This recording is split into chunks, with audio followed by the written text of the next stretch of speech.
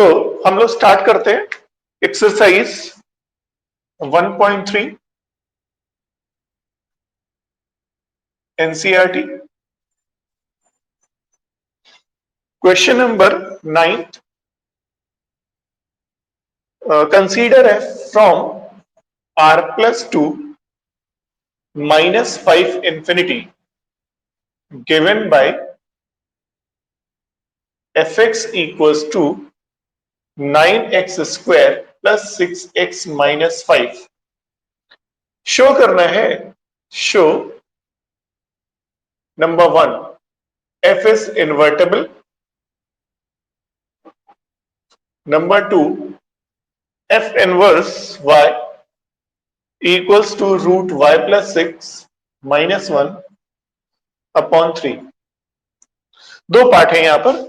First part में आपको invertible show करना है, सेकंड पार्ट में आपको इनवर्स। एक तरह से ये हो गया क्वेश्चन कि आपको इन्वर्टेबल शो करना है और इनवर्स फाइंड करना है, right.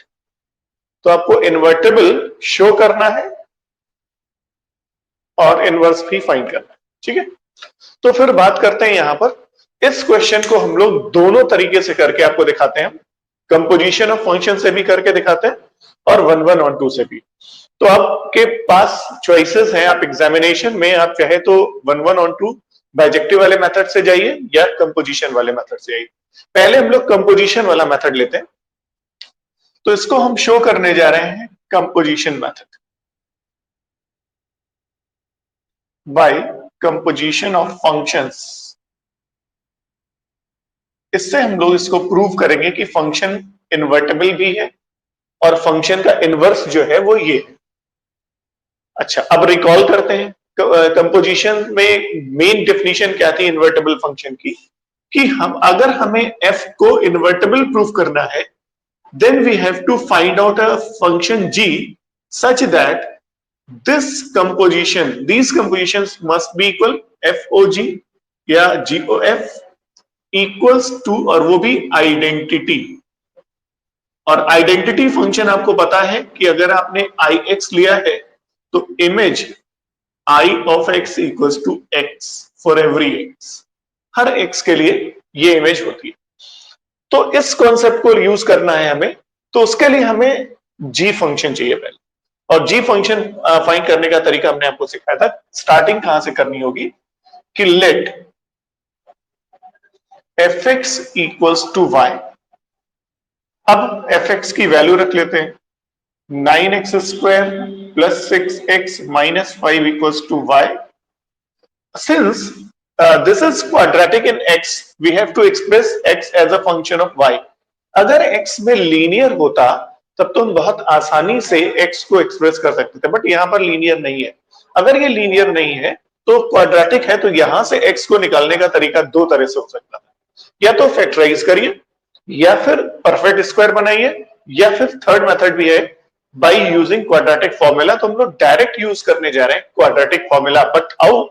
C, shift y in the left side, so this will be 5 plus y। y negative होगा इधर जाने पर, बट दोनों नेगेटिव है, माइनस कॉमन लिया, 5 plus y।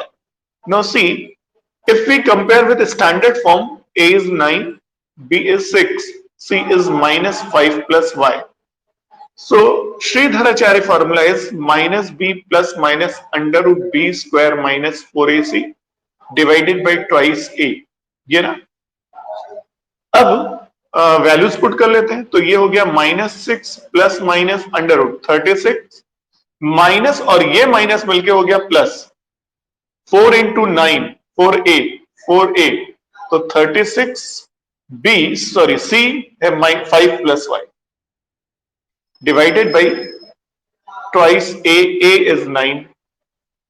now -6 plus minus, see 36 common निकालिए बाहर, रूट के बाहर 6 आएगा, यहाँ पे 1 बचेगा, यहाँ पे 5 प्लस y बच जाएगा, डिवाइडेड बाई आ गया 80।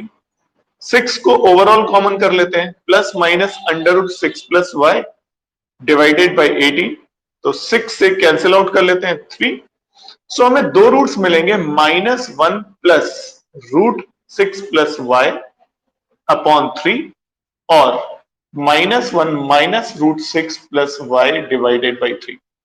सी दिस x बिलोंग्स टू, यहां पर देखिए फंक्शन में जो x होता है वो हमेशा डोमेन r प्लस, यहां पर डोमेन है r प्लस से आएगा। तो since x belongs to r plus, therefore x equals to root y plus 6 minus 1 upon 3। इन दोनों में अगर देखा जाए तो ये रिजेक्ट करना होगा क्योंकि ये दोनों माइनस है, तो it will be definitely negative. ये पॉजिटिव होगा, तो इसलिए आप x की वैल्यू, अच्छा पॉजिटिव कैसे होगा ये भी चेक कर लेते हैं हम लोग। अगर इस एक्सप्रेशन को रफ वर्ड देखें, हम ये कह रहे हैं this belongs to R plus. अब आपका क्वेश्चन ये हो सकता है कि अगर y प्लस 6 की वैल्यू, रूट y प्लस 6 की वैल्यू 1 से छोटी भी तो हो सकती है, बिल्कुल हो सकती है। और जैसे ही ये वैल्यू 1 से छोटी होगी ये नेगेटिव हो जाए क्योंकि -1 है, 1 बड़ा हो गया। लेकिन y कहां से, देखिए आप बहुत क्लियर रहिए, x कहां से आता है, y कहां से आता है, बहुत क्लियर कट मीनिंग है। x हमेशा डोमेन ऑफ द फंक्शन से आता है, और अगर फंक्शन इस तरह से डिफिनीशन दी है तो जो पहला सेट है वही डोमेन होता है, बट दूसरा सेट को डोमेन होता है, रेंज नहीं होता है। लेकिन जो y आता है वो रेंज से आता है, रेंज। ये पॉइंट बहुत ध्यान देने वाला है। जो x आता है वो डोमेन से आता है और जो y है वो रेंज से आता है। तो यहां का ये जो y है ये रेंज से आएगा, लेकिन यही y को डोमेन में मिलना चाहिए। तो आप जरा ध्यान से देखिए कि y की वैल्यू -5 से बड़ी, अगर आप यहां पर -5 से कोई भी वैल्यू बड़ी ले लीजिए, जैसे -4 से 5 से बड़ा -4 होता है ना, -4 लीजिए तो 6 -4 आ जाएगा to √2 -1 upon 3, definitely it will be positive. इसका मतलब इस लिमिट से, क्योंकि y यहां से लेके चल रहे हैं इस पूरे मेथड में, तो y अगर यहां से बिलोंग कर रहा है इसलिए ये डेफिनेटली पॉजिटिव होगा, because y belongs to -5 to infinity. हमने चेक करके देख लिया कि दो ऑप्शंस थे x के, या तो ये या फिर ये पॉसिबल नहीं है क्योंकि दोनों नेगेटिव है। y कुछ भी रख दीजिए, कोई फर्क नहीं पड़ना। लेकिन ये भी डेफिनेटली आप नहीं कह सकते कि ये हमेशा पॉजिटिव ही होगा क्योंकि यहां प्लस नहीं लगा। अगर दोनों प्लस होते तो आप कहते थे डेफिनेटली पॉजिटिव होगा। अब डिपेंड क्या करेगा, ये वैल्यू बड़ी होनी चाहिए 1 से, तो इसका मतलब आप चाहे रफ पर ये करके देख लीजिए कि root y plus 6 must be greater than 1।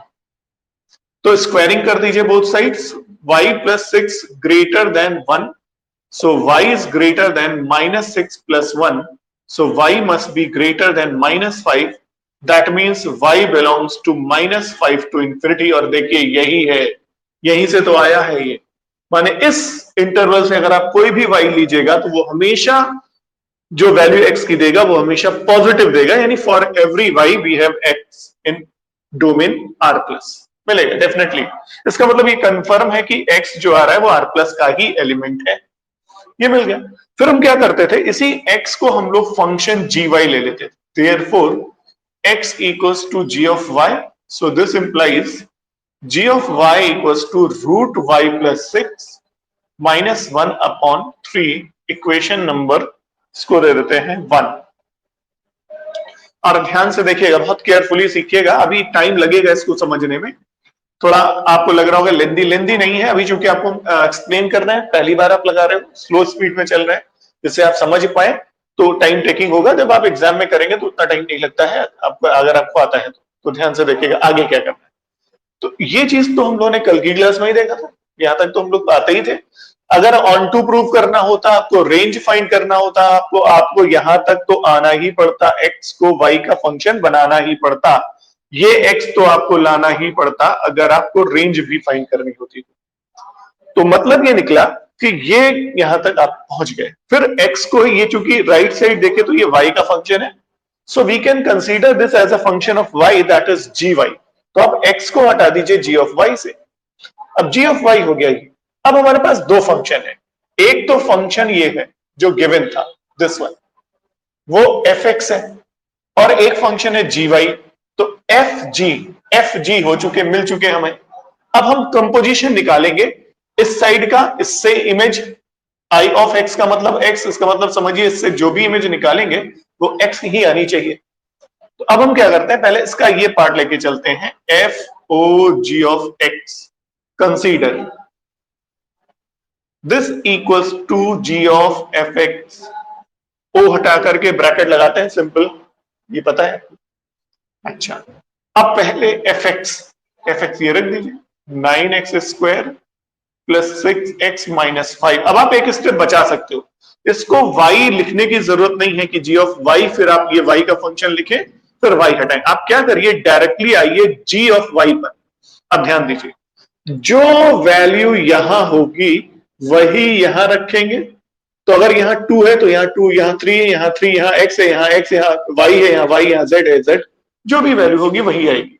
तो अब हमें y की वैल्यू क्या रखनी है, ये पूरा रखना है। मतलब 9x² प्लस 6x माइनस 5, ये y के प्लेस पर यहां रखेंगे तो यहां भी रखेंगे, तो इमेज क्या मिलेगी, 9x² plus 6x minus 5 plus 6 minus 1 divided by 3। 11। बहुत क्लियर कट हो, कोई जल्दबाजी की जरूरत नहीं है, परेशान होने की जरूरत नहीं है। आप कूल माइंड से, जब हम ये मेथड आपको बता दें, आप सोचिए पहले बैठ करके कि फंक्शन अगर आपको कंपोजिशन से इन्वर्टेबल प्रूव करना है तो आपको एक ऐसे फंक्शन g की जरूरत है जिससे ये दोनों कंपोजिशन आइडेंटिटी फंक्शन मिल जाए। आइडेंटिटी फंक्शन का मतलब हुआ आप इसमें x लगा के चलिए तो इमेज वापस x ही आ जाए। तो इससे भी और इससे भी, तो g फंक्शन फाइंड करने का तरीका क्या होता है, आप fx को y से हटा देते हैं, फिर x के लिए सॉल्व कर लेते हैं। जो x की वैल्यू आती है, यहां पे एक ही आ रही है, उसी को g ऑफ y मान लेते हैं, फिर आप कंपोजिशन लेते हैं। कंपोजिशन में o हटा करके आपने ब्रैकेट लगा दिया, फिर fx रख दिया। अब ये पूरा का पूरा सब्स्टिट्यूट कर दिया y की जगह पर g फंक्शन में, यहां पर y की जगह पर पूरा सा रख दिया। अब देखिए, this is under root 9x² plus 6x plus 1 minus 1/3। And if you see, this is actually 3x plus 1 whole square है। अच्छा, रूट में होने की वजह से स्क्वायर और रूट कैंसिल हो करके 3x plus 1 minus 1/3, 1 से 1 cancel, 3x by 3, 3 cancel, that is x, hence this is I of x। तो इसका मतलब हमें क्लियरली क्या मिला, therefore f composite g equals to I, equation number 2। एक पार्ट हमने प्रूव कर लिया कि g कंपोजिट, ये वाला फंक्शन गॉफ I के इक्वल आएगा, वो हमने प्रूव कर दिया। तो इस तरह से आप देख रहे हैं कि किस तरह से हमने यहां पर इसको प्रूव कर दिया कंपोजिशन से कि ये आइडेंटिटी फंक्शन दे रहा है एक साइड का।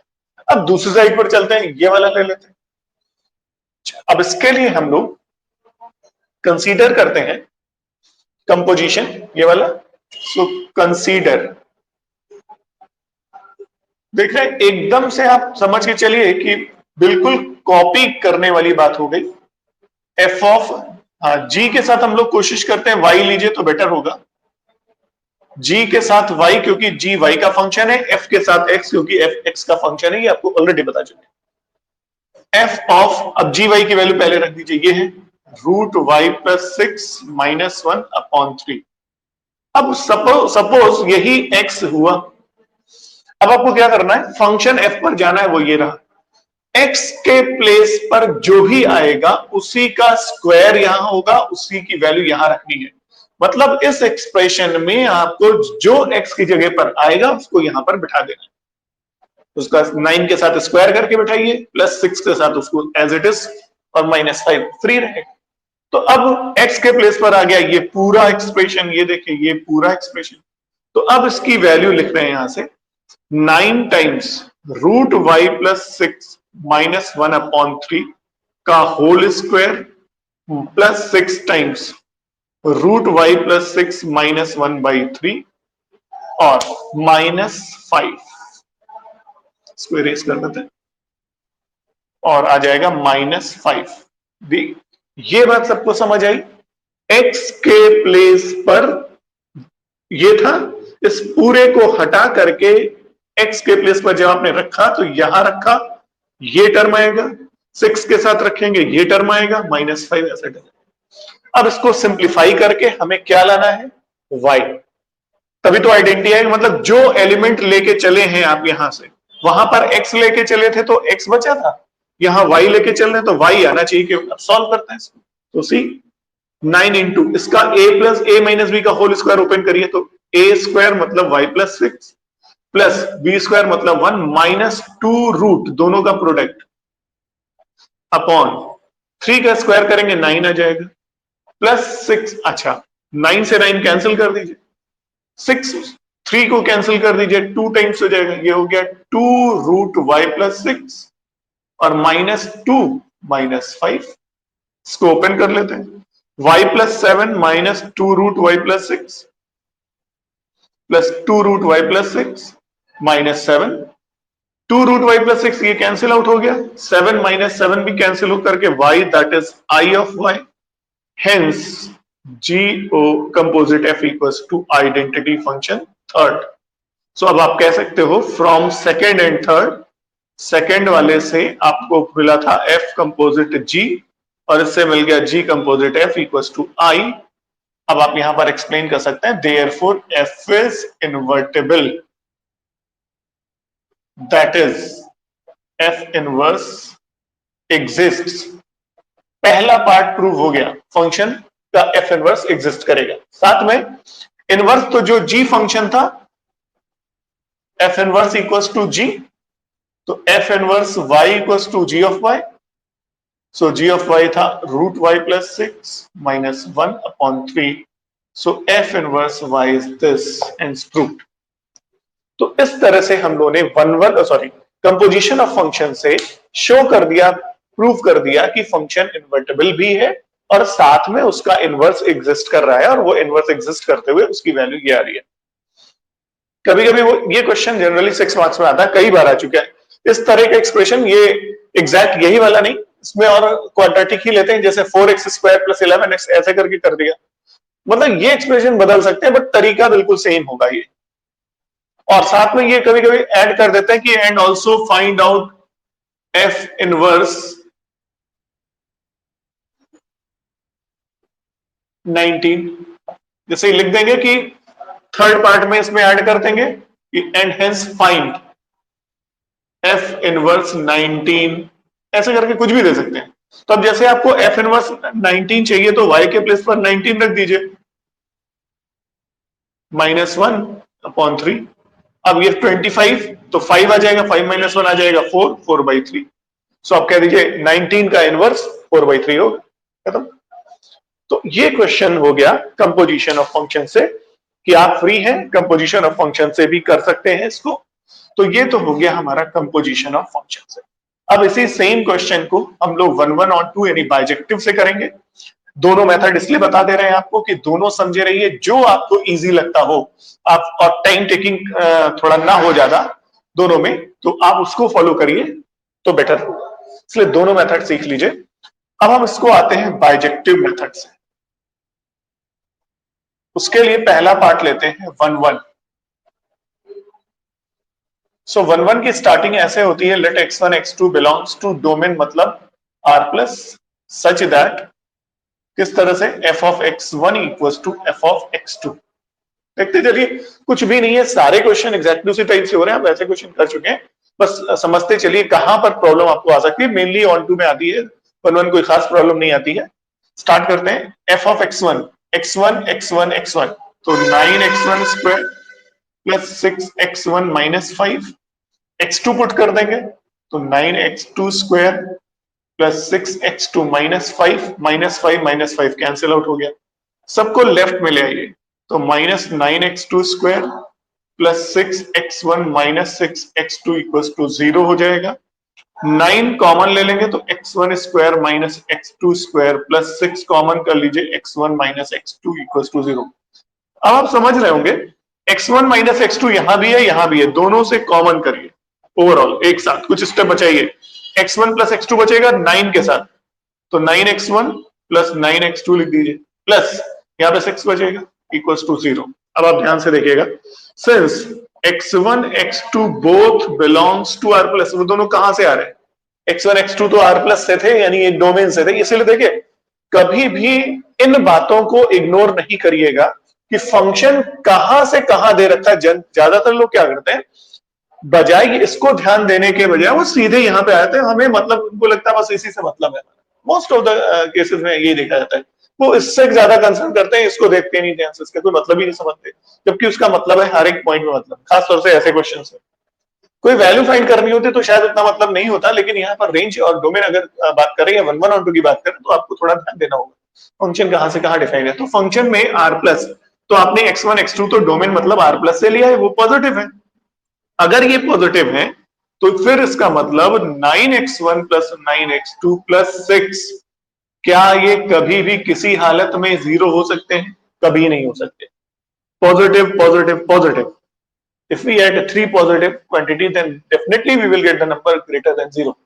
0 से बड़ा ही आएगा, 0 कभी नहीं आएगा या उससे छोटा नहीं आएगा। अब अगर ये नंबर 0 नहीं है, इसका मतलब यही 0 होना चाहिए, क्योंकि प्रोडक्ट 2 का 0 है। और हमने आपको बताया था केवल एक ही कंडीशन बचनी चाहिए x1 इक्वल टू x2 की, देयरफॉर f is 1 1। ये रहा, दूसरी पॉसिबिलिटी कैंसिल हो गई, दूसरी पॉसिबिलिटी है ही नहीं, पॉसिबल नहीं है।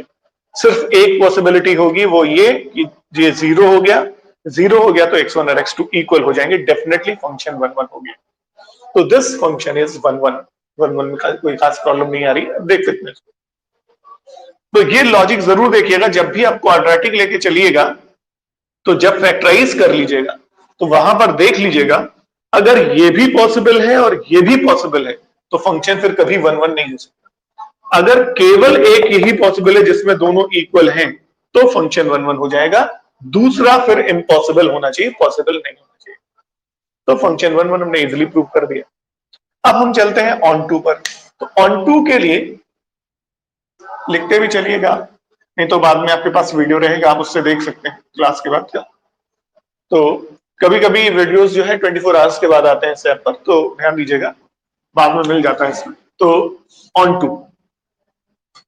टू का तरीका ये होता है, put fx equals to y, बिल्कुल वही जो g कंपोजिशन में जो फंक्शन g फाइंड करने के लिए गया था, वही यहाँ पे भी स्टार्टिंग करते हैं। fx की वैल्यू रख देते हैं, इसको इधर ले आते हैं 0, बल्कि ऐसे लिख लीजिए। फिर वही बात हो गई, x को y का फंक्शन बनाना है तो आपको फिर श्रीधराचार्य लगाना पड़ेगा। -6 plus minus under root 36 minus 4 into 9, 36 और ये माइनस मिलके प्लस 36 5 प्लस वाई। देखिए ये स्टेप तो ऑलरेडी पहले समझ चुके हैं आप, इसके ठीक पहले ये 3 8 9 2 18 हो जाएगा। फिर ये -6 प्लस -6 को कॉमन, 36 को बाहर निकाला, ये कॉमन, रूट के बाहर 6 आएगा तो ये 1 प्लस 5 प्लस वाई यानी 6 प्लस वाई बच गया। फिर आपने लिखा 18, 6 को कैंसिल करके -1 प्लस √6 प्लस वाई बाई 3 और -1 माइनस √6 प्लस वाई बाई 3, और ये हमें x की दो वैल्यूज मिल गई। अब हमें इसमें से एक को तो रिजेक्ट कर लेना है, पूरी तरह से रिजेक्ट कर देना है। x equals to -1 minus √6 plus y by 3 does not belongs to r plus, therefore rejected. इस वैल्यू को हमने रिजेक्ट कर दिया।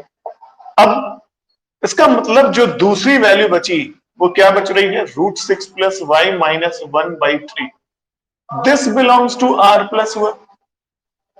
अच्छा ध्यान से देखिए, अब हमें y की वैल्यू चाहिए, हमें रेंज चाहिए। अब क्या करेंगे, अगर ये r प्लस को बिलोंग कर रहा है तो मतलब x is strictly greater than 0। जो x की वैल्यू होगी वो 0 से बड़ी होनी चाहिए r प्लस में। तो इसका मतलब निकला कि √6 plus y minus 1 by 3 strictly greater than 0। So अब आप इसको सॉल्व कर लीजिए, 6 plus y minus 1 greater than 0 implies ये आ जाएगा 6 plus y greater than 1, squaring both the sides, 6 plus y greater than 1, y is greater than -5. So this implies y belongs to, this implies y belongs to -5 to infinity.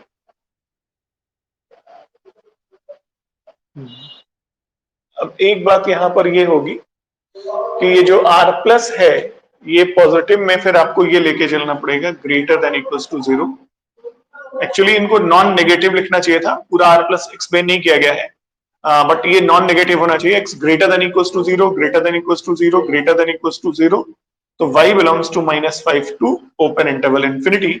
y इसको belong करता है, वो range होता है -5 to infinity, this one. So इसका मतलब, और यही है कोडोमेन, ध्यान दीजिए, कोडोमेन f क्या दे रखी है, ये दे रखा है दिस वन, तो ये कोडोमेन हो गया। तो -5 to infinity codomain f, hence f is onto, therefore f is bijective, therefore f inverse exists, मतलब f इन्वर्टिबल है। ये पार्ट हमने यहां पर प्रूव कर दिया। और हमने आपसे बताया था जहां पर आपको x की वैल्यू मिलेगी वही इनवर्स है, बट कैसे लिखेंगे? तो जब आपने ये शो कर दिया कि f फंक्शन इन्वर्टिबल है, what does it mean? It means कि अगर fx इक्वल्स टू y है, so this implies x equals to f inverse of y। So अब आप इसकी वैल्यू रख दी, f inverse y, x equals to है तो x की वैल्यू रख दीजिए, this implies f inverse y equals to, equation number 1 में x की वैल्यू है, ले आइए, y प्लस 6 माइनस 1/3, ये आ गया सेकेंड वन। तो इस तरह से ये क्वेश्चन कंप्लीट होता है, जिसमें आपने शो कर दिया कि फंक्शन इन्वर्टिबल भी है और साथ में फंक्शन का इनवर्स भी आपको मिल गया। वो एक्चुअली ऑन टू में ही मिल जाता है, जहां आपने x को फंक्शन बनाया है y का, वहीं से मिल जाता है। और कंपोजिशन वाले मेथड में भी g ऑफ y इसको लिखते हैं तो वही इनवर्स होता है, तो g ऑफ y यानी g फंक्शन इनवर्स हो जाता है कंपोजिशन में, और ऑन टू में जो x की वैल्यू आपने y के टर्म्स में निकाली होती है वही उसका इनवर्स होता है। तो इस तरह से ये क्वेश्चन सॉल्व हो जाता है कि आपने शो करा कि बहुत ही इंपॉर्टेंट क्वेश्चन। हमने, अगर आपने असाइनमेंट देखा होगा, सबके पास होगा असाइनमेंट, इस ऐप पे भी पड़ा हुआ है, अगर आप उस सेक्शन में जाएंगे असाइनमेंट वाले में तो उसमें आपको असाइनमेंट मिल जाएगा जो हमने ये वाला सेंड किया था।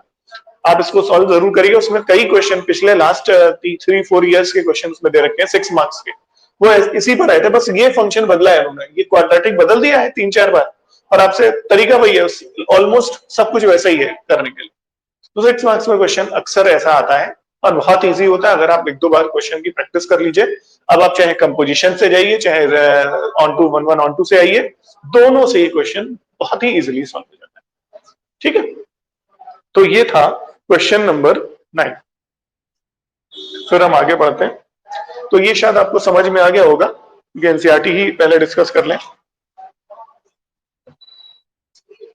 अब बढ़ते हैं आगे।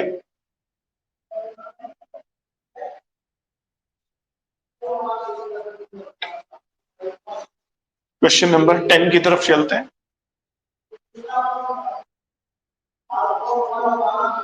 ठीक है, तो अब हम लोग क्वेश्चन नंबर 10 पर चलते हैं। और क्वेश्चन नंबर 10 देखिए, सबके पास एनसीईआरटी अगर आप अपने पास रख के बैठेंगे तो बेटर होगा, क्योंकि बाकी रेफरेंस बुक जो है वो हम कराएंगे आपको, उसके तो क्वेश्चन नोट भी करते हैं। हालांकि एनसीईआरटी के भी क्वेश्चन नोट करते चलिए, जिससे जब आप रिवाइज करिए तो अपनी कॉपी से करिए, आपको बुक की जरूरत ना पड़े, क्योंकि उसमें क्वेश्चन रहेंगे।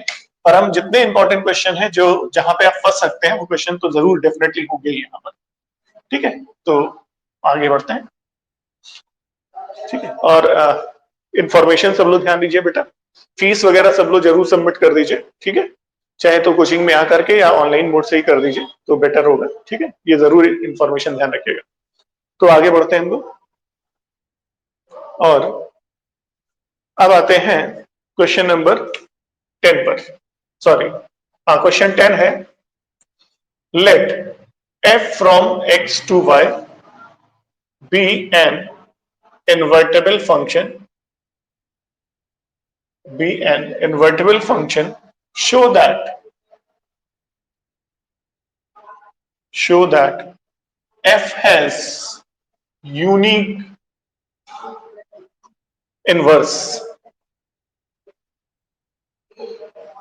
ठीक है, यानी अब यहां पर हमें ये शो करना है कि f जो है वो उसका जो इनवर्स होगा वो यूनिक होगा। ठीक है, अच्छा सब लोग ध्यान दीजिएगा बेटा, रेफरेंस बुक के लिए परेशान मत होइए, इन टॉपिक्स के लिए रेफरेंस बुक की बहुत खास जरूरत नहीं है। Matrices determinant, relation functions, inverse trigonometric function जब स्टार्ट करेंगे, इसके बाद का टॉपिक है वो, अभी बीच में एक बाइनरी ऑपरेशन वाला भी है। जब इनवर्स स्टार्ट करेंगे उसके बाद के जितने टॉपिक्स हैं तब आपको रेफरेंस की जरूरत पड़ेगी, तब हम क्वेश्चंस भी रेफरेंस के आपको कराएंगे सारे। अभी तो हम लोग बेसिकली एनसीईआरटी पर बेस्ड सारे क्वेश्चन को सॉल्व कर रहे हैं, ठीक है। तो ये क्वेश्चन है, ये दिया हुआ है, invertible function show that F has unique inverse का मतलब क्या निकला कि किसी भी इन्वर्टिबल फंक्शन का इनवर्स एक से ज्यादा पॉसिबल नहीं है, एक ही होता है, हमेशा एक होगा। अब इसको कैसे प्रूव करेंगे? तो देखिए ऐसे क्वेश्चन को हम लोगों ने अपने कंट्राडिक्शन मेथड पढ़ रखा है। जैसे √2 is an irrational number show करते थे तो पहले रेशनल मान लेते थे उसको, फिर उसका कंट्राडिक्शन कहीं ना कहीं से कोई स्टेटमेंट आ जाता था तो कह देते थे गलत है हमारा assumption। वैसे ही यहां पर करते हैं, हम मान लेते हैं कि ये एक से ज्यादा एग्जिस्ट करेगा। तो suppose let f has 2 inverses g1 and g2, ये मान लेते हैं इसके 2 इनवर्स है और वो g1 एंड g2 है। ब्रैकेट में लिख दिया करिए इफ पॉसिबल, ऐसा लिख दिया जाता है इफ पॉसिबल, अगर पॉसिबल है तो। एज्यूम कर लिया हमने कि g1 g2 इसके 2 इनवर्स हैं। अब since g1 is inverse of f, therefore what does it mean? देखिए कंपोजिशन की जो डेफिनेशन है वो एक्चुअली कंपोजिशन से है कि इनवर्स एग्जिस्ट करने का मतलब क्या होता है। f का इनवर्स अगर g1 है तो f के साथ इसका कंपोजिशन,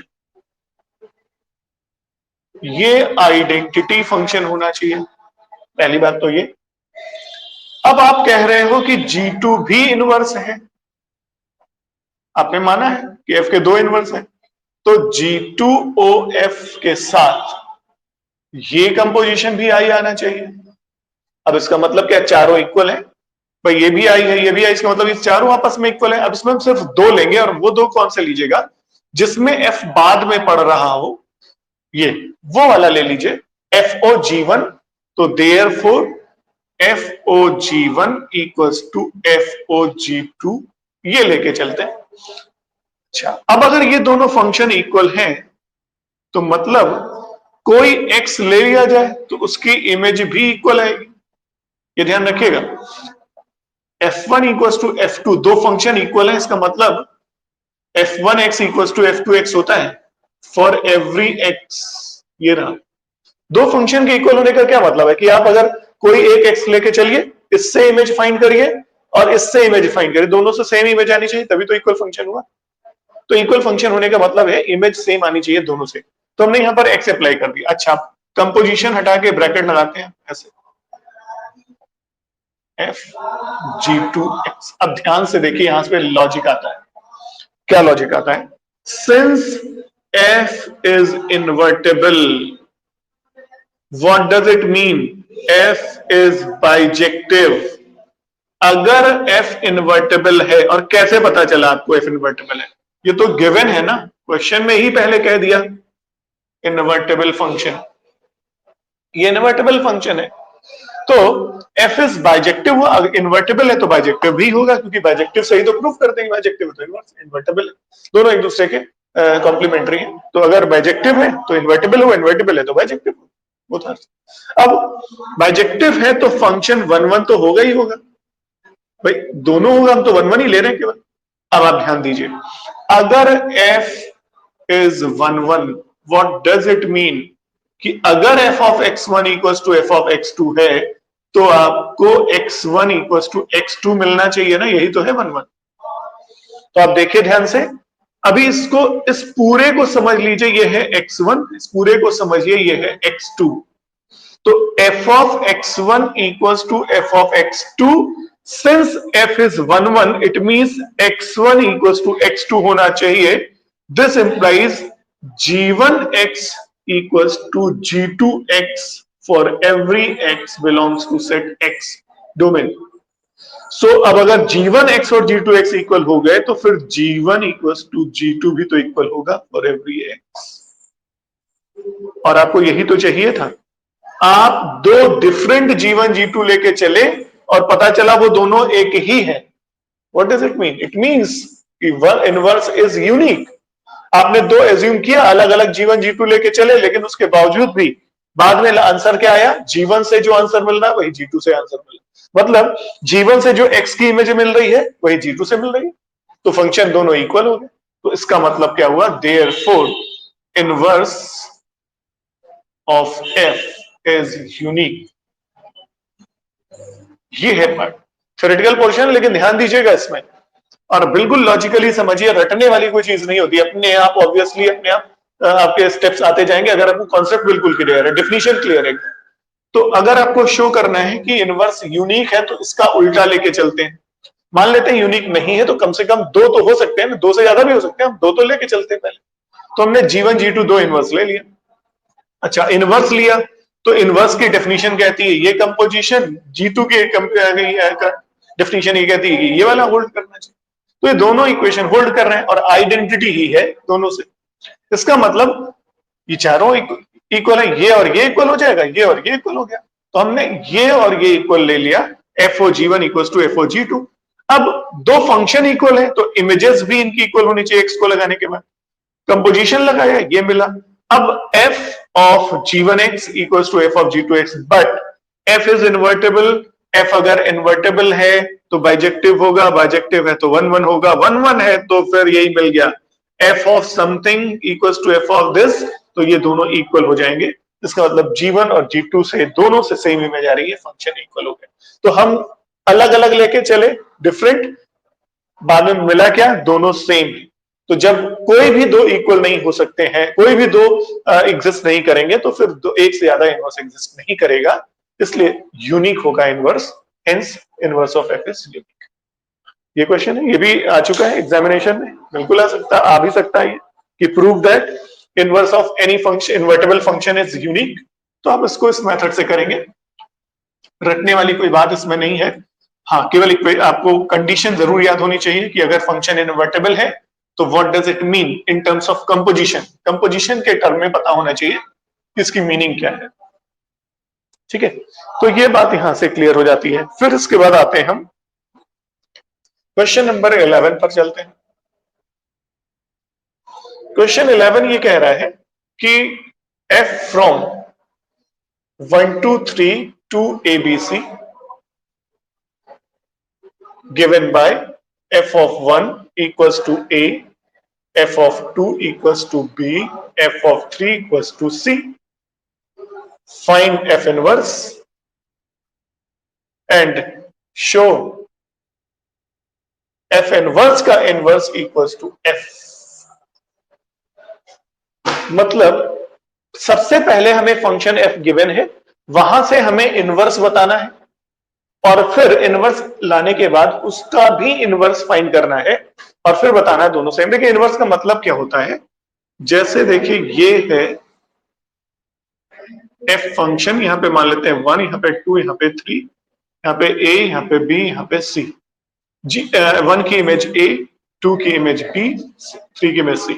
तो जब आप f इनवर्स इधर जाएंगे तो क्या मिला, f inverse of a equals to 1, इसकी इमेज 1, b की inverse image b 2, f inverse b equals to 2, और f inverse c equals to 3 आ जाए। अच्छा, एक चीज और पहले बता दीजिएगा, f इन्वर्टेबल है तभी ये पॉसिबल है, और f इन्वर्टेबल क्यों है, क्योंकि 1 1 on 2, ऊपर पहले लिखिए since f is 1 1 and on 2 therefore f inverse exist. पहले तो f इनवर्स एग्जिस्ट करना चाहिए तभी तो इनवर्स लिख पाएंगे आप, नहीं तो ऐसे तो किसी भी फंक्शन में इनवर्स लिखा जा सकता है, बट इन्वर्टेबल भी तो होना चाहिए। तो इन्वर्टेबल होने के लिए हमने चेक कर लिया, 1 1 भी है, on 2 भी है, क्योंकि कोई एलिमेंट यहाँ छूट नहीं रहा है, एक से एक ही मैप हुआ है, इसलिए 1 1 भी है, 1 1 on 2 है फंक्शन, इसलिए ये इन्वर्टेबल होगा, तो इनवर्स ये आ गया।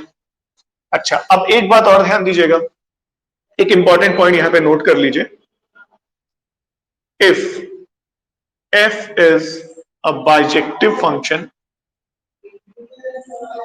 देखिए अगर फंक्शन f बाइजेक्टिव, लॉजिकल आप समझिए, अब ये ऑब्जेक्टिव के लिए बहुत इंपॉर्टेंट पॉइंट्स आने जा रहा है। f अगर बाइजेक्टिव है तो इसका मतलब इन्वर्टेबल होगा, मतलब f इनवर्स एग्जिस्ट करेगा, then f inverse is also a bijective function. देखिए, अगर f बाइजेक्टिव फंक्शन है तो f इनवर्स एग्जिस्ट करेगा, और अगर एग्जिस्ट कर रहा है तो वो भी बाइजेक्टिव होगा, मतलब f इनवर्स भी 1 1 ऑन 2 होगा।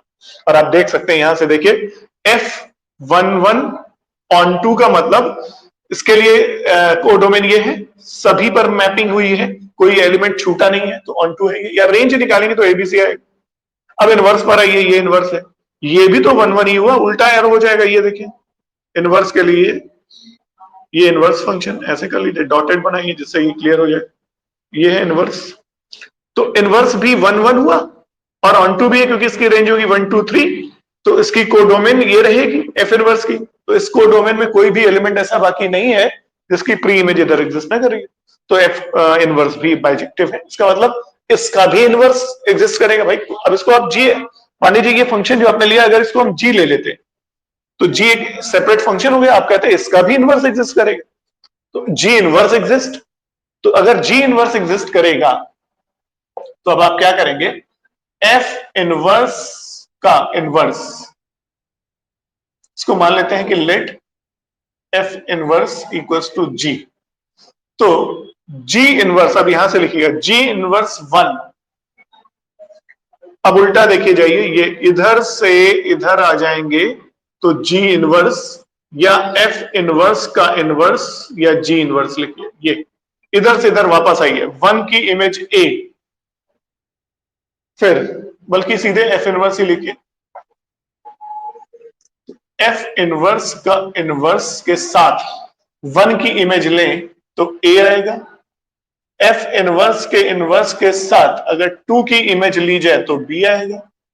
एफ इनवर्स इनवर्स के साथ 3 की इमेज लेंगे तो सी आएगा। तो आप कह सकते हैं clearly f inverse whole inverse equals to f, क्योंकि एफ, ये एफ इनवर्स का इनवर्स ये वाला है फंक्शन, और ये एफ है, दोनों सेम ही तो है।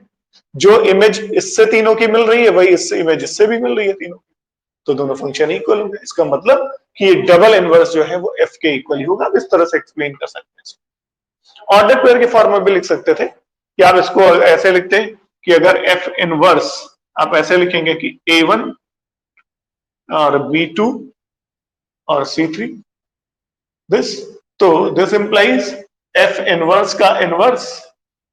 अब इसको भी पलट दीजिए, इनवर्स 1A 2B और 3C। देखिए इनवर्स ऐसे लिखते हैं, डायरेक्ट भी लिख सकते हैं। अब अगर आपको पता है इन्वर्टिबल है तो एफ फंक्शन अगर हम लोग दें, और एफ फंक्शन देखिए आएगा क्या, 1 की इमेज ए, 2 की इमेज बी, 3 की इमेज सी, आप ऐसे भी लिख सकते थे। तो एफ ये रहा, एफ इनवर्स का इनवर्स ये रहा, दोनों के राइट साइड सेम है तो ये दोनों भी इक्वल होंगे। आप ऐसे भी दे सकते हैं एक्सप्लेनेशन। तो क्लियर हो गया कि एफ इनवर्स का इनवर्स जो होगा वो हमेशा वापस फंक्शन होगा। ठीक है, तो इस तरह से ये क्वेश्चन सॉल्व हो जाता है कि एफ इनवर्स का इनवर्स वापस एफ आएगा।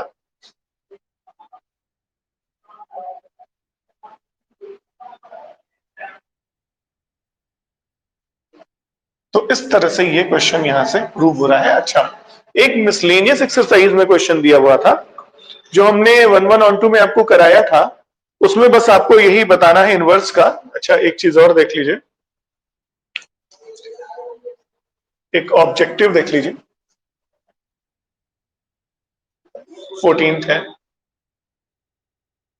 f from r minus minus 4/3 to r be a function such that fx equals to 4x upon 3x plus 4. The inverse of f is g from range f to r minus minus 4 3 given by a part g of y 3 minus 4y, b g of y 4y upon 3 minus 4 minus 3y, c g of y equals to 4y divided by 3 minus 4y, और the g of y equals to 3y upon 4 minus 3। अब इसको जरा आप खुद से solve करके देखिए सब लोग, ट्राई बाय योरसेल्फ, जरा खुद से पहले ट्राई करिए, फिर हम बताते हैं। जरा इसको ट्राई करिए। देखिए सिंपली कुछ नहीं करना है आपको। जी एफ, या तो देखिए दो तरह से क्वेश्चन देते हैं, ये इसको लिख देते हैं f inverse Y equals to this, तब भी वही बात होती। जी ऑफ वाई लिखा है, इसका मतलब आपको जी फंक्शन फाइंड करना, और जी फंक्शन फाइंड करने का तरीका मैं आपको सिखाया कंपोजिशन से। जरा करके देखिए खुद से सब लोग। मुश्किल से 1 मिनट लगना चाहिए, इससे ज्यादा लेना चाहिए। क्या करना होता है, एफ एक्स को वाई से रिप्लेस करिए, फिर एक्स को क्रॉस मल्टीप्लाई वगैरह करके एक्स को एक तरफ ले आइए, फंक्शन बनाइए, वही जी ऑफ वाई हो जाएगा। करके बताइए सब ऑप्शन कोई।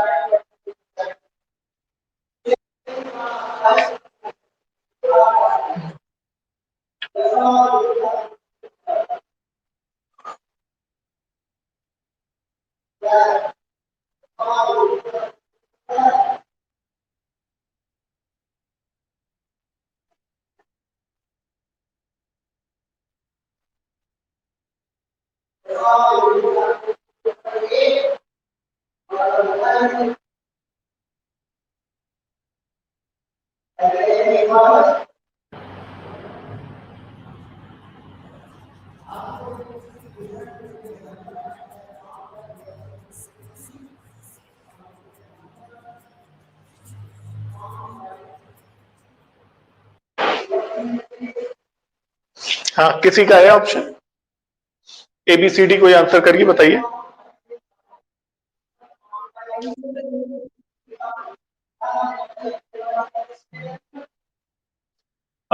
बी, दीक्षा स्टेजल ने कहा है बी ऑप्शन सही है।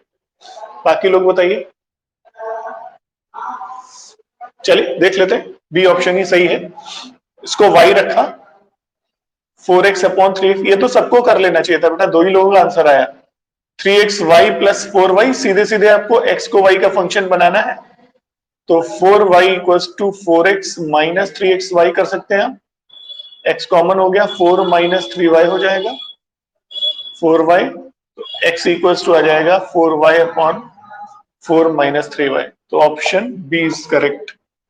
तो यही फंक्शन g ऑफ y है।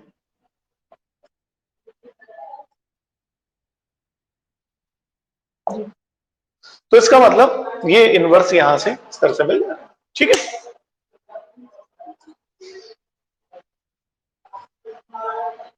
तो फिर ये ऑप्शन y इक्वल्स टू हमने एज्यूम कर लिया 4x अपॉन 3x प्लस 4, फिर क्रॉस मल्टीप्लाई कर दिया, x के सारे टर्म्स को राइट में शिफ्ट कर लिया था, x कॉमन ले लिया, x इक्वल्स टू y का फंक्शन बन गया, यही x gy होता है, तो gy फंक्शन आ रहा है 4y अपॉन 4 माइनस 3y, तो आंसर मैच कर गया, b is the correct option. तो आप लास्ट में लिख देंगे b is the correct option, ठीक है। तो ये ऑब्जेक्टिव यहां सॉल्व हो जाए। अच्छा, इसके बाद मिसलेनियस एक्सरसाइज में क्वेश्चन दे रखा है इन्होंने, उसको भी डिस्कस कर लेते हैं। और इसमें इन्होंने मिसलेनियस एक्सरसाइज में तो सबसे पहले फर्स्ट क्वेश्चन दिया है, इट्स आल्सो वेरी इंपॉर्टेंट, ये भी कई बार एग्जामिनेशन में पूछा जा चुका है। क्वेश्चन क्या है जरा देखते हैं। तो मिसलेनियस एक्सरसाइज का एक क्वेश्चन सॉल्व कर लेते हैं। मिसलेनियस एक्सरसाइज एनसीईआरटी, इसको तो स्ट्रिक्टली एनसीईआरटी से पढ़िए, कोई खास इसमें प्रॉब्लम नहीं आएगी आपको। सारे क्वेश्चन ऑलमोस्ट उन्होंने हर टाइप का दे रखा है, और बहुत ज्यादा आपको क्वेश्चंस में प्रैक्टिस की चाहिए भी नहीं इसके लिए, और इतने सफिशिएंट है अगर आप कर लेते हैं। fx equals to 10x plus 7। अब ये कह रहे हैं find g from R to R such that f composite g equals to g composite f equals to IR। ये क्वेश्चन कई बार आ चुका है, देखिए क्वेश्चन समझिए जरा। कुछ नहीं कह रहे, ये एक्चुअली जिस तरह से इन्होंने कहा है, ये एक लैंग्वेज में इन्होंने ट्विस्ट दिया है, बस और कुछ नहीं है। ये कह रहे हैं सीधे सीधे आपसे कि आप इनवर्स बताइए, एफ का इनवर्स फाइंड करिए। अगर क्वेश्चन ये दिया होता है इन्होंने कि एफ का इनवर्स बताइए, एफ इनवर्स फाइंड करिए, तो भी वही बात होती जो ये कह रहे। क्योंकि देखिए ये इनवर्स की, अब जिसको इनवर्स की डेफिनेशन नहीं ध्यान में है वो नहीं समझ पाएगा ये। आपको ऐसा फंक्शन जी बताना है जिस तरह से ये कंपोजिशन आई आर का मतलब होता है आर सेट के लिए यूज होता है, किसकी आइडेंटिटी, तो चूंकि रियल नंबर से रियल नंबर में दिया है इसलिए ये I R R identity real number की आइडेंटिटी, ये कहने का मतलब और कुछ मतलब नहीं, आइडेंटिटी फंक्शन ही है, मतलब एक्स लेके चलेंगे तो एक्स ही आएगा। तो आप देख रहे हैं दोनों कंपोजिशन रिवर्स करने के बाद भी आइडेंटिटी फंक्शन आ रहा है, इसका मतलब ये तो इनवर्स की डेफिनेशन है, ये इसका मतलब है कि F is invertible, F invertible है तो G function is the inverse of F, G चाहिए आपको, और जी फाइंड करने का तरीका आपको पता ही है, क्या करते हैं अभी किया ऑब्जेक्टिव में, put f x equals to y, simple, f x की वैल्यू रख दी 10x plus 7 equals to y, तो 10x equals to y minus 7, x equals to y minus 7 upon 10, इसको वन अब इसी को दे दीजिए, this implies g of y equals to y minus 7 upon 10, equation 1। अच्छा अब इस क्वेश्चन को ध्यान से देखिए, अगर ये अब इसको इस क्वेश्चन को इसकी मेरिट के अकॉर्डिंग आपको सॉल्व करना पड़ेगा, अगर ये क्वेश्चन 1 मार्क या 2 मार्क में होता तो ये आंसर सफिशिएंट, यहाँ पे हम रुक जाते और कुछ आगे नहीं बढ़ते, लेकिन अगर ये क्वेश्चन 4 मार्क्स में आता है या 6 मार्क्स में आता है तो इसका मतलब ये हुआ कि अभी आपने जो g ऑफ y आपने फाइंड किया है आपको शो करना पड़ेगा कि ये g फंक्शन इस कंडीशन को होल्ड करता है, मतलब आपको ये भी प्रूव करना पड़ेगा इस वाले क्वेश्चन में आगे। तो अब आप क्या लेंगे, पहला एफ ओ जी, आपको हमने बता रखा है एफ जब भी लीजिएगा एक्स के साथ शुरुआत करिएगा, एफ के साथ एक्स, जी के साथ वाई, एफ के साथ एक्स, जी के साथ वाई, एफ यहां पहला फंक्शन एक्स आ गया, ओ हटा के एफ एक्स लिखा, एफ एक्स की वैल्यू ये आप तो कई बार कर चुके हैं, एफ एक्स की वैल्यू रख दीजिए 10x प्लस 7, अब यही y है तो g ऑफ y हो गया, ये g ऑफ y है y माइनस 7 अपॉन 10, y के प्लेस पर 10x प्लस 7 रख दीजिए माइनस 7 अपॉन, एक तरह से कंपोजिशन मेथड को आपको यहां पर प्रूव करना है, x that is I R x, hence f composite g equals to I R, equation number 2 एक पार्ट हो गया।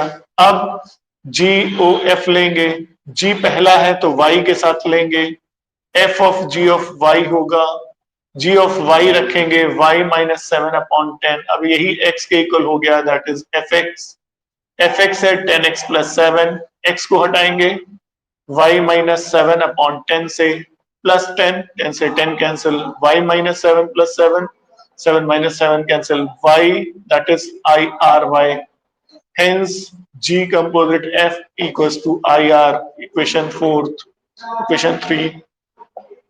तो अब आप ये कह सकते हो कि therefore from equation number 2 and 3 f composite g equals to g composite f equals to ir, hence जो required आपने ये फाइंड किया था यही इसका आंसर हो जाए, तो g of y फंक्शन है।